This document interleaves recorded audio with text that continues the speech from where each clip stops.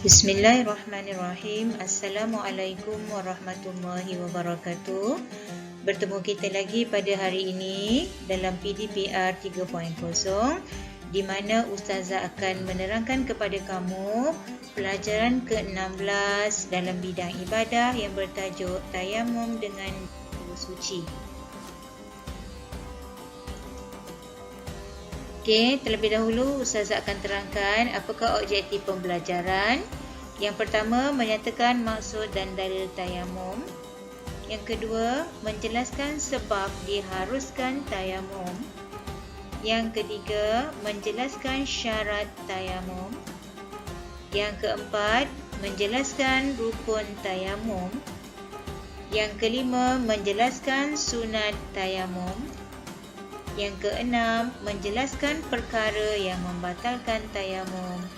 Dan yang ketujuh, menjelaskan hikmah disyariatkan tayamum. Okey, terlebih dahulu Ustazah akan terangkan apakah yang dimaksudkan dengan tayamum. Tayamum dari segi bahasa iaitu melakukan sesuatu dengan tujuan. Manakala dari segi istilah iaitu menyapu debu tanah yang suci ke muka dan dua tangan dengan cara tertentu berserta niat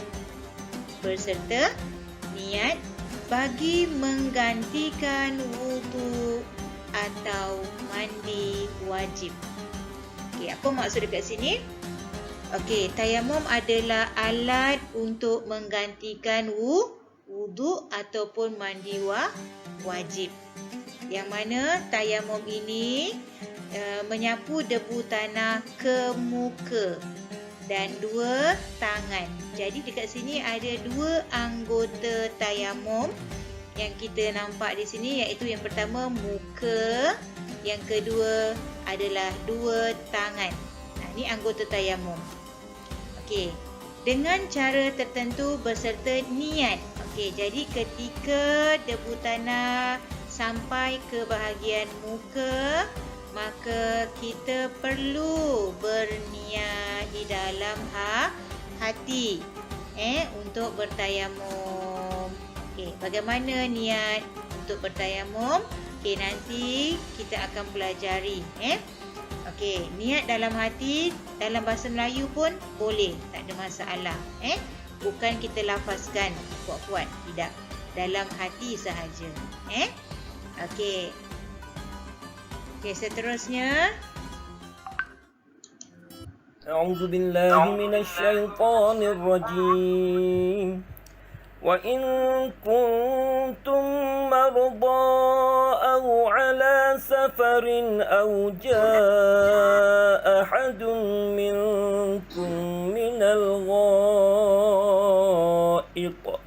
أو لامستم النساء فلم تجدوا ماء فتيمموا صعيدا طيبا famsahu biwujuhikum wa aydikum min Surah Al-Maidah ayat yang ke-6. Maksudnya, dan jika kamu sakit, iaitu tidak boleh kena air, atau dalam perjalanan, atau salah seorang daripada kamu datang dari tempat buang air, atau kamu menyentuh perempuan, sedang kamu tidak mendapat air untuk wuduk dan mandi, maka hendaklah kamu bertayamum dengan tanah debu yang bersih. Sapulah muka kamu dan kedua-dua belah tangan kamu dengan tanah debu. Okey, itu merupakan dalil nakli tayamum yang terdapat dalam surah Al-Maidah ayat 6 beserta maksud dia. Jadi ketika ketiadaan air, kita boleh bertayamum kepada muka dan juga kedua tangan. Okey, sekarang kita masuk. Apakah sebab-sebab diharuskan tayamum? Okay, Islam mengharuskan kita bertayamum. Apa sebab-sebab dia? Okay, sebab yang pertama, tiada air atau tidak cukup air kerana keperluan lain seperti untuk diminum. Okey, maksud dekat sini adalah seseorang itu diharuskan bertayamum apabila tiada air ataupun ada air tapi airnya tidak cukup. Okey, sebab air yang ada itu keperluan untuk kita minum ataupun untuk kita makan sahaja. Jadi kalaulah air itu cukup-cukup untuk minum, untuk makan, jadi untuk nak mandi tak ada air, jadi ketika itu diharuskan kita bertayamum. Tapi dengan syarat mesti tidak ada air di kawasan tersebut. Dah puas dah cari air, tak jumpa air. Ni kalau gunakan air yang ada ni, nanti kan tak makan, tak minum, mati pula. Okey, jadi tak nak, macam mana nak solat ni? Jadi terpaksalah guna tayamum. Jadi Islam mengharuskan, membolehkan. Okey, tak ada masalah. Sekiranya tidak ada air langsung, boleh gunakan tayamum.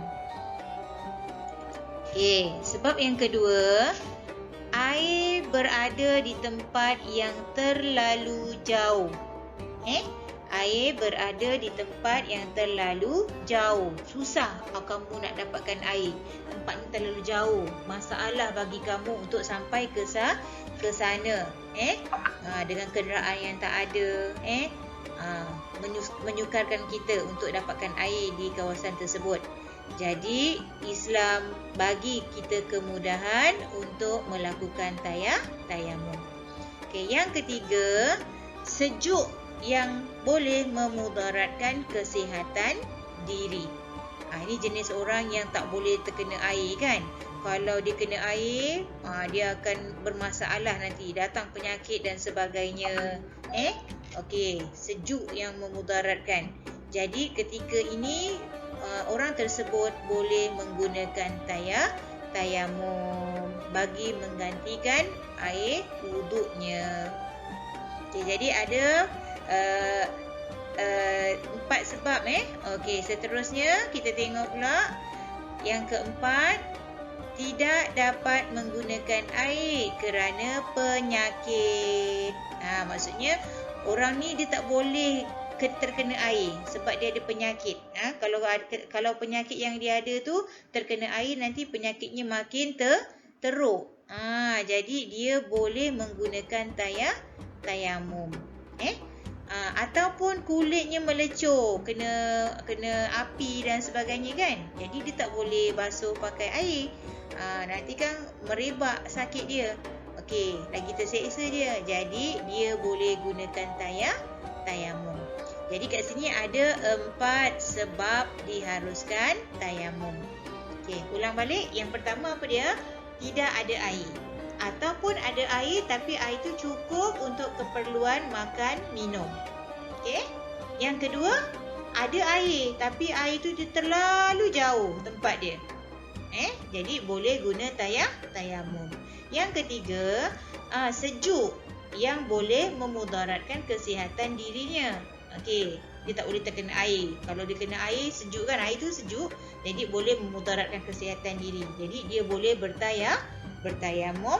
Dan yang keempat, okey, dia tidak berdapat gunakan air sebab dia ada penyakit ataupun melecur pada kulitnya. Jadi tak boleh kena air.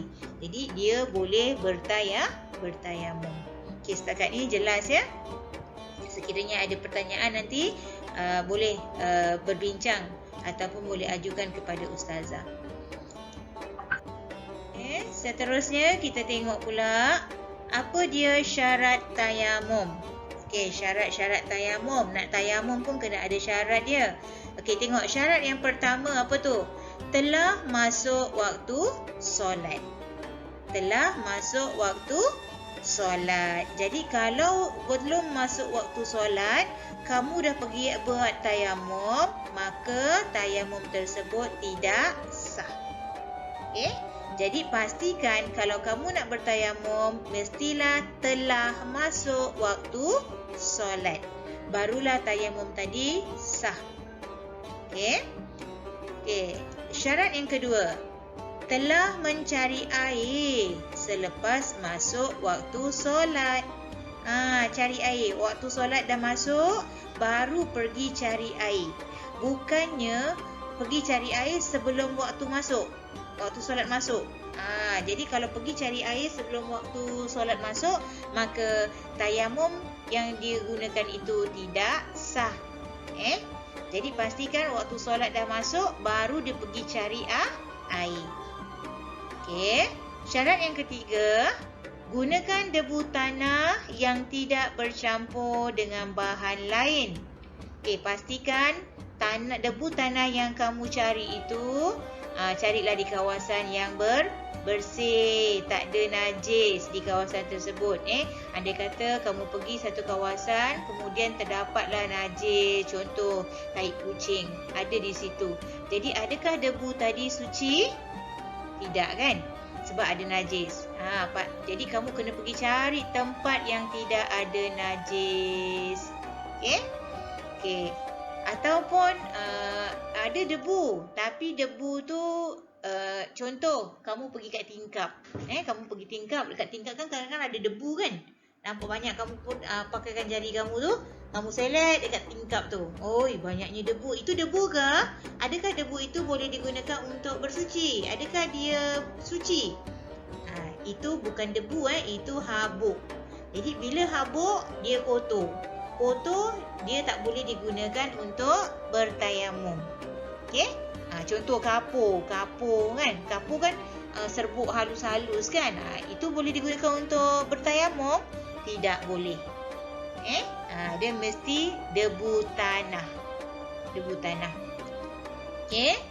Kemudian syarat yang keempat, membersihkan najis terlebih dahulu.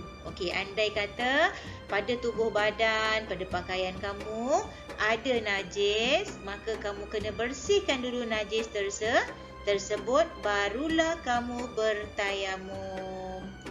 Jelas kat situ?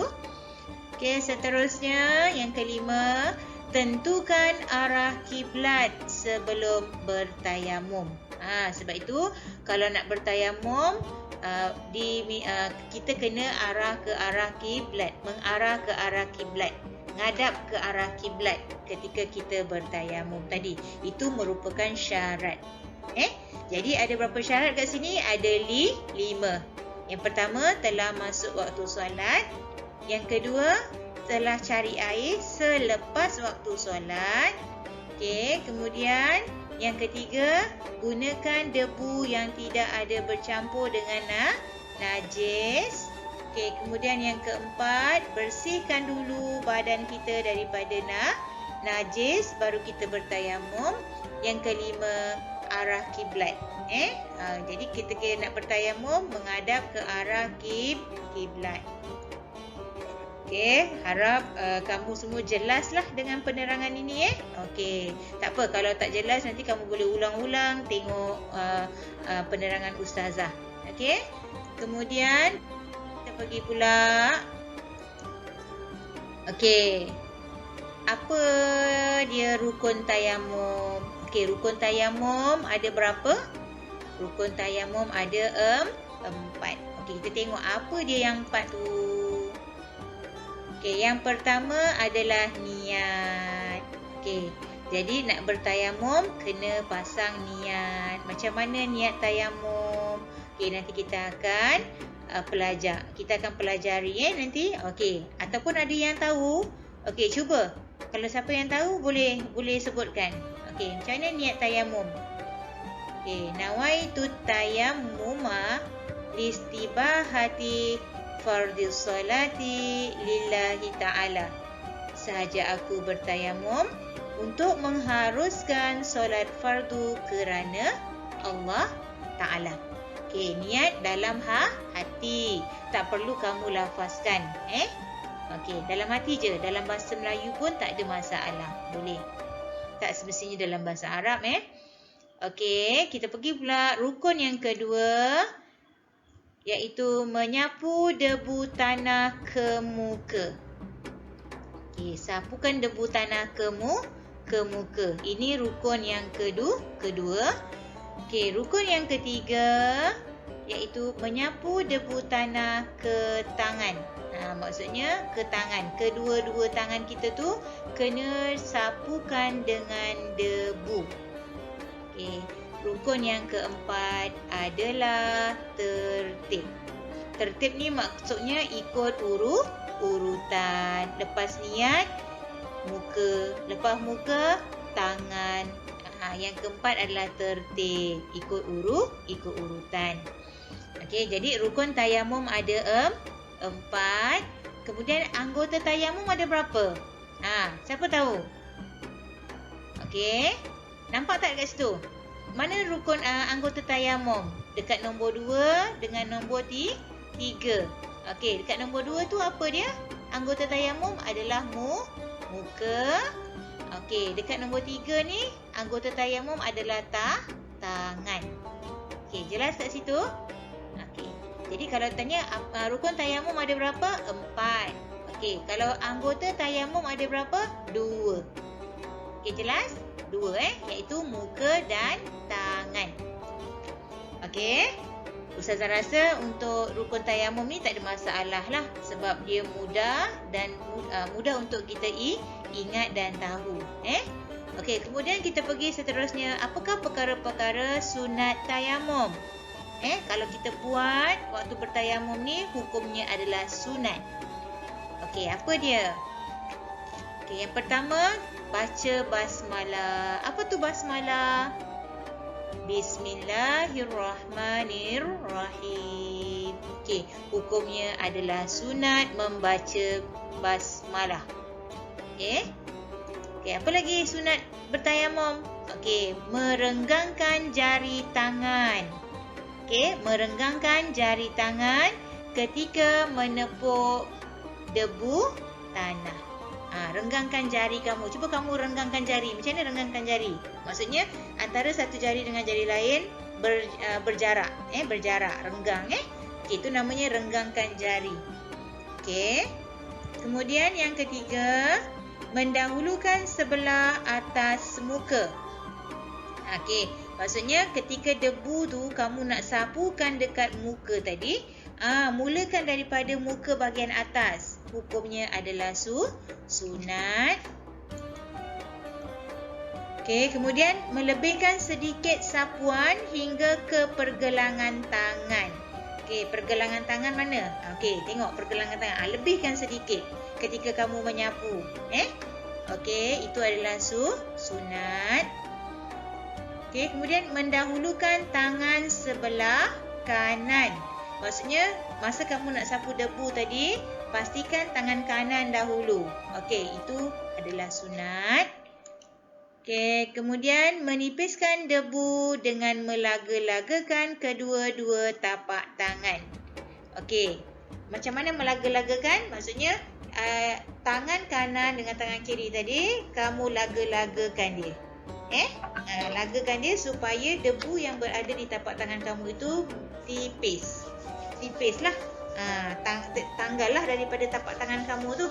Okey, itu namanya menipiskan debu. Okey, menipiskan debu dengan melaga-lagakan. Okey, bukan awak tiup bukan awak tiup tapak tangan awak tu bukan.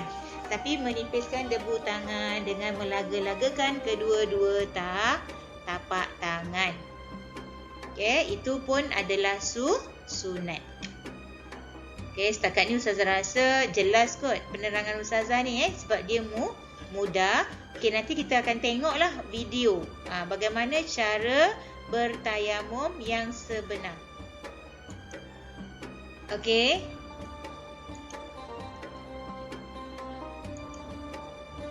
Okey, sekarang kita masuk pula kepada perkara yang membatalkan tayamum. Okey, kita tengok apa dia perkara-perkara yang boleh membatalkan tayamum. Okey. Di sini ada 3 perkara yang membatalkan tayamum.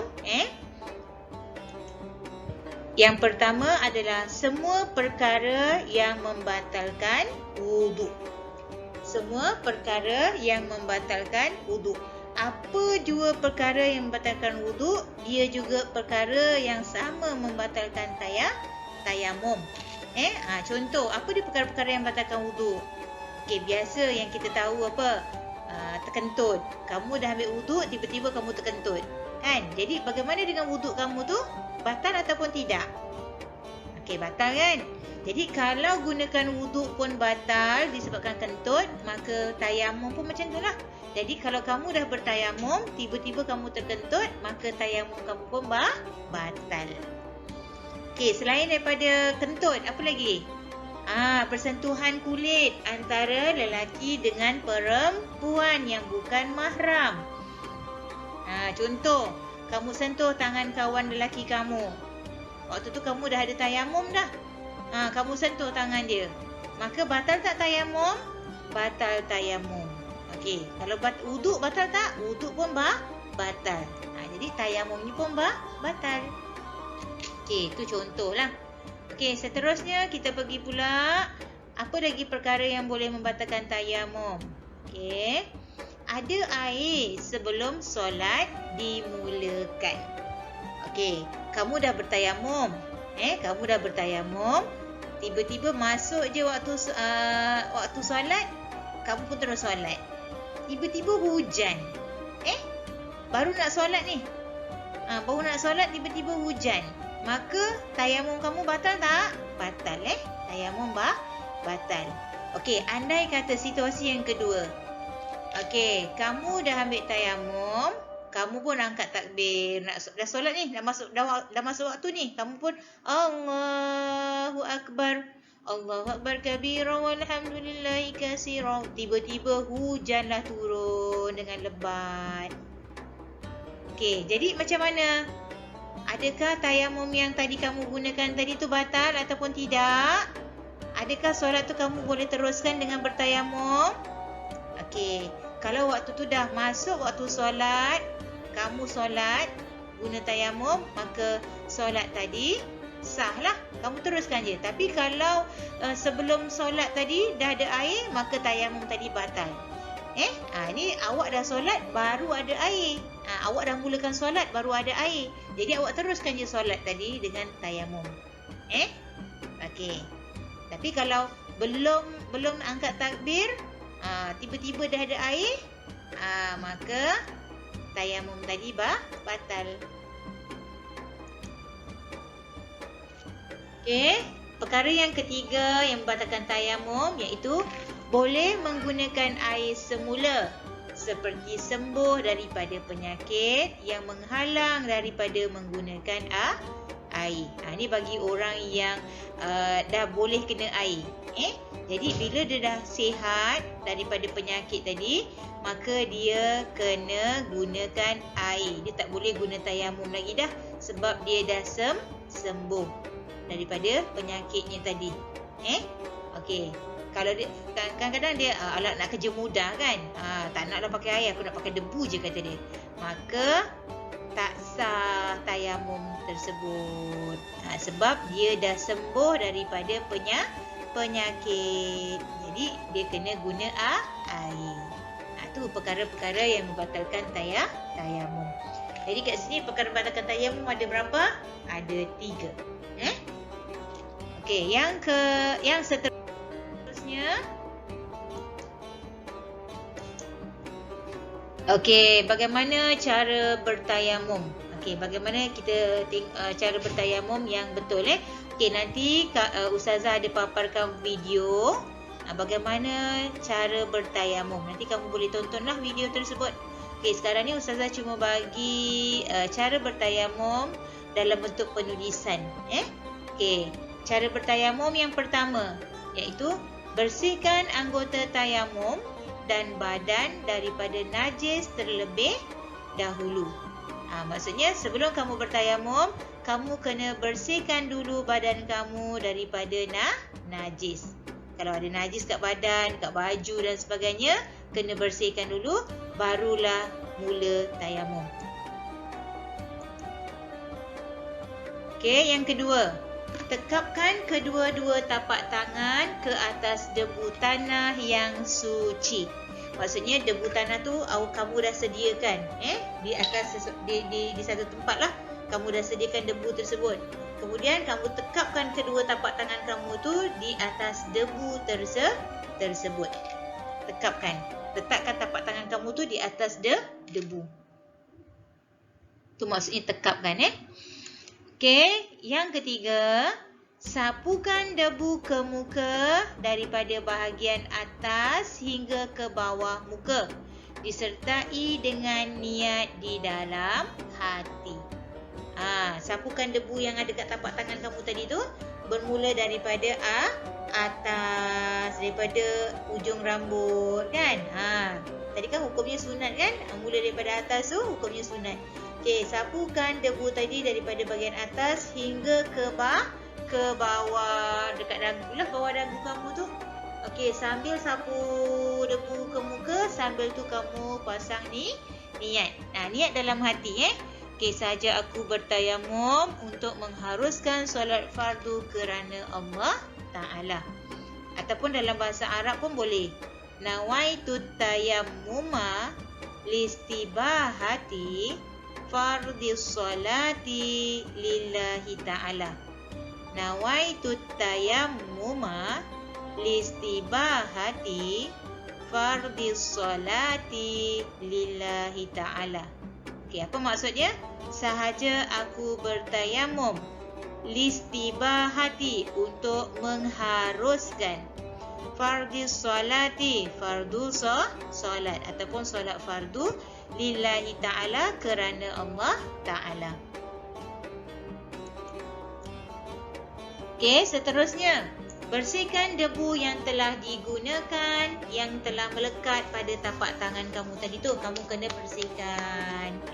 Sebab debu yang kamu dah gunakan sapu kat muka tadi, itu dah dikira sebagai debu yang mustakmal, yang kamu sudah gunakan. Jadi tak boleh lagi kamu guna lagi jadi debu yang tadi tu kat tapak tangan kamu kena bersihkan terlebih dahulu.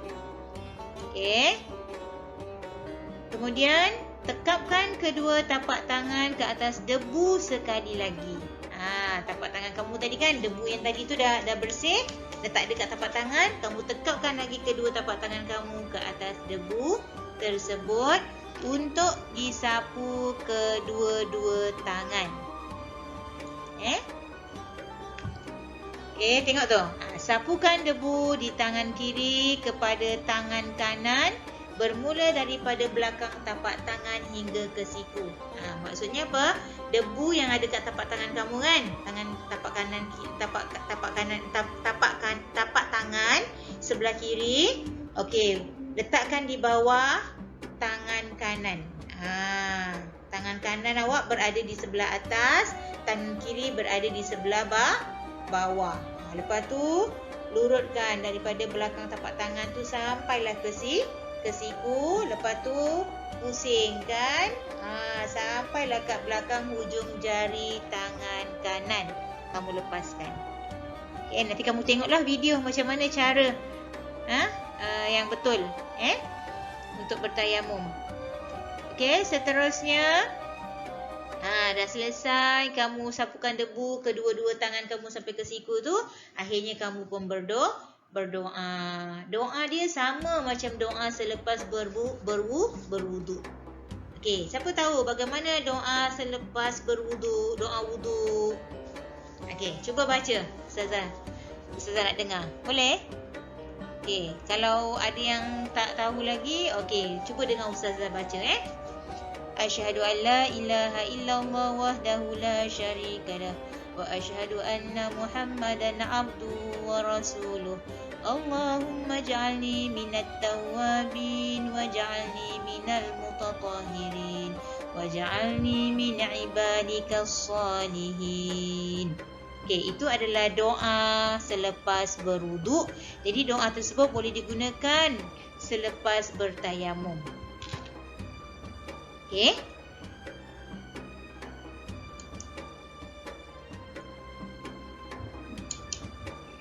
Okey, seterusnya boleh tonton bagaimana Panduan cara bertayamum dengan menggunakan debu tanah. Meratakan debu tanah ke muka. Pertama sekali, tepuk kedua-dua tapak tangan anda pada tanah berdebu sekali. Seterusnya, pesakit perlu berniat ketika memindahkannya sehingga menyentuh sebahagian muka sahaja aku bertayamum bagi mengharuskan fardu solat kerana Allah Ta'ala. Sapu dan ratakan debu tanah ke seluruh muka sekali sahaja. Buang saki-baki debu tanah yang ada di tapak tangan. Meratakan debu tanah ke tangan kanan. Kemudian tepuk dua tapak tangan pada debu tanah sekali lagi. Sapu debu tanah di tapak tangan kiri ke tangan kanan hingga meliputi siku sekali saja.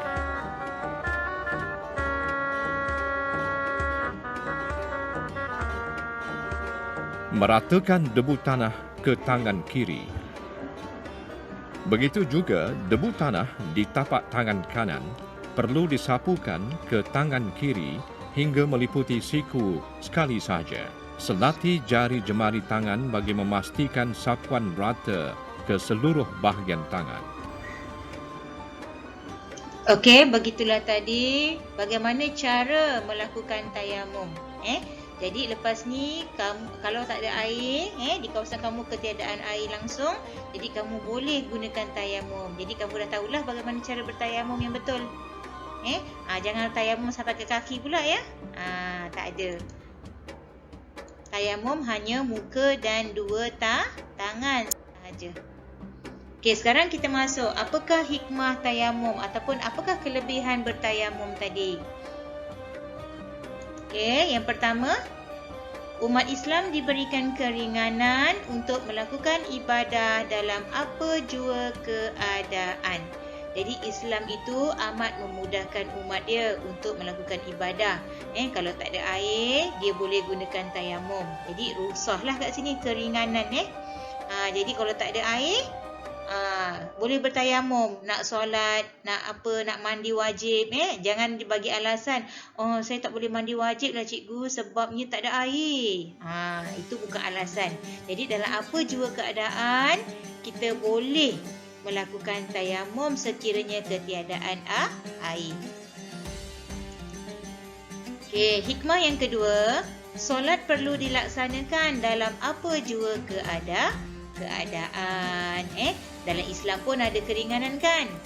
Bagi orang nak solat, kalau dia sakit, dia boleh solat secara duduk, ataupun dia solat secara baring mengiring, ataupun dia boleh melakukan solat secara baring terlentang, ataupun dengan menggunakan isyarat kelopak mata. Islam tu sangat mudah. Dia memudahkan lagi umat dia. Yang penting solat tetap dilakukan ketika sakit dan sebagainya. Sebab solat itu adalah wajib. Okey. Yang ketiga, dapat mengelakkan penyakit daripada semakin merebak. Ini bagi orang yang tak boleh terkena air lah. Jadi dia boleh gunakan tayamum. Sebab kalau dia gunakan air, nanti menyebabkan penyakitnya semakin teruk. Okey. Yang keempat, yang ketiga sahaja. Okey. Penerangan Ustazah setakat ini sahaja bagi untuk tajuk tayamum. Sekiranya ada apa-apa masalah, boleh ajukan kepada Ustazah. Okey, tugasan kamu pada hari ini adalah menjawab soalan Google Form berkaitan dengan tayamum. Jangan lupa jawab soalan, isi link kehadiran. Okey, Google Form tu adalah bahan bukti PBD kamu. Okey, mohon kerjasama semua pelajar untuk libatkan diri. Okey, Ustazah akhiri perjumpaan kita pada hari ini dengan wabillahi taufiq wal hidayah. Wassalamualaikum warahmatullahi wabarakatuh.